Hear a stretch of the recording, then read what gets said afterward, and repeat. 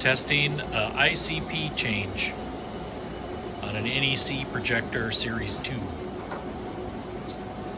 Step 1, shut down the server.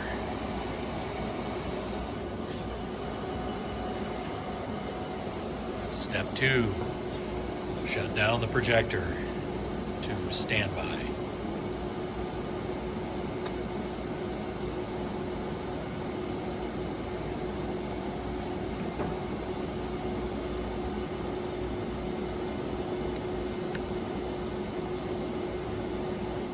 While the projector is shutting down, take a picture of the cables and how they're plugged in.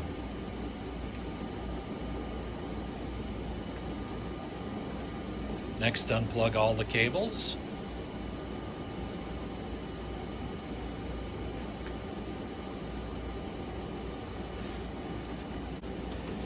Find your small security key and a Phillips screwdriver to loosen the captive screws holding the side cover of the projector on. There's 1, 2, 3, 4, 5 of them.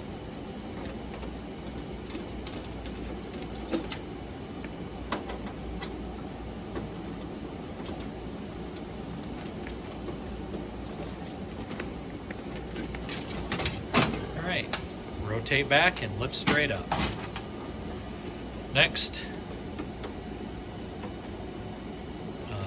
loosen the screws that are holding the cards and boards in the projector, carefully pulling them back out halfway towards you. A note prior to doing this, especially if you're in a carpeted booth in the winter, you should touch the aluminum frame of the projector to ground yourself so you don't have any static discharge. And the ICP fan is actually on the top board of the projector, not on the ICP board, which is the second from the top. The ICP fan is on the CPU board, which is the very top.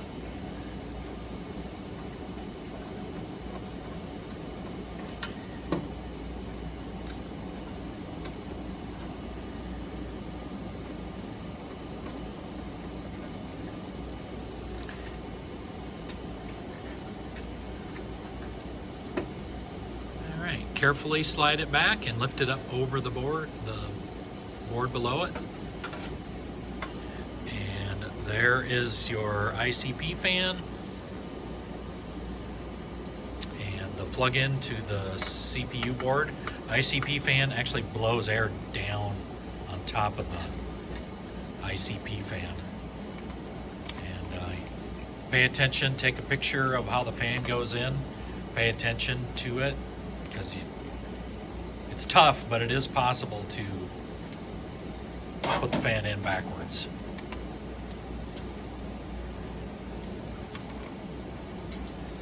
There is the ICP board right there. So you can see the fan is blowing down on top of that. And pull the fan out and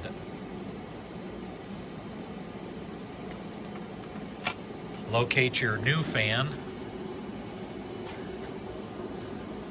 which you all should have the fan numbers.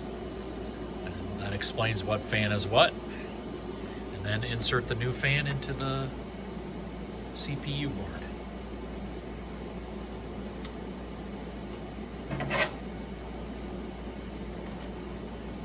Carefully snug the screws up. Pay attention that you're starting them straight. You don't cross thread them and strip them out. Snug them up. Don't over tighten. And plug the cable back into the CPU board. And here's the tough part. There are slots on the grooves that the boards slide into on the sides. The projector, I'm not sure if you can see that one very well. Let's see if I can come around on this. Sorry about that.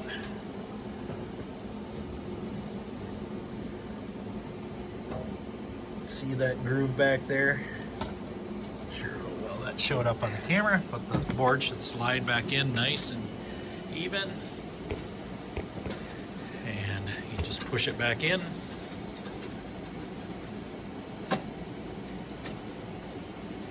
Snug them up good and tight.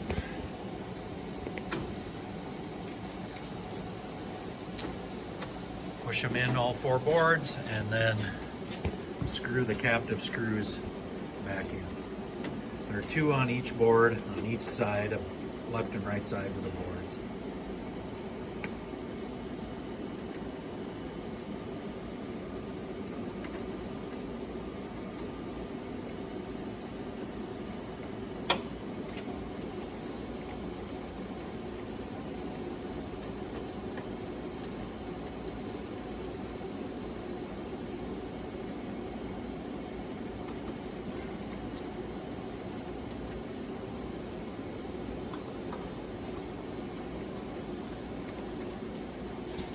And you can replace the cable, or replace the side covers, I'm sorry.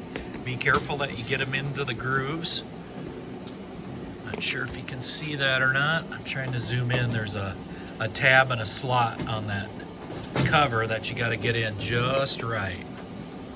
Pretty hard to see, but if you don't get it in just right, the door won't close properly.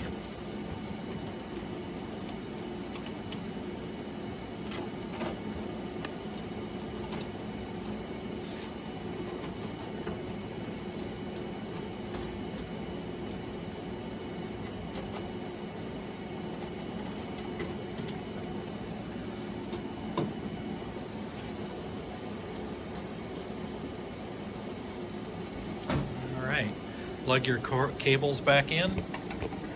Refer to the picture that you took on your cell phone. Plug them in exactly how you took them out, referencing that photo. It's a note, not all setups have the same orientation board layout. However, every projector does have the top 2 boards in that orientation. Press and hold menu, and then you need to clear the tamper warning that you'll get if you power it on. Press and hold menu, and then 3151. And press enter. Then you should have a little S next to your standby. And now it's free to power up. If you skip that, if you forget to do that step, you can do it when it's powered back up again. You'll see a tamper error, a security door warning error, tamper error, if you forget to do that step. And that's it. That's good, huh?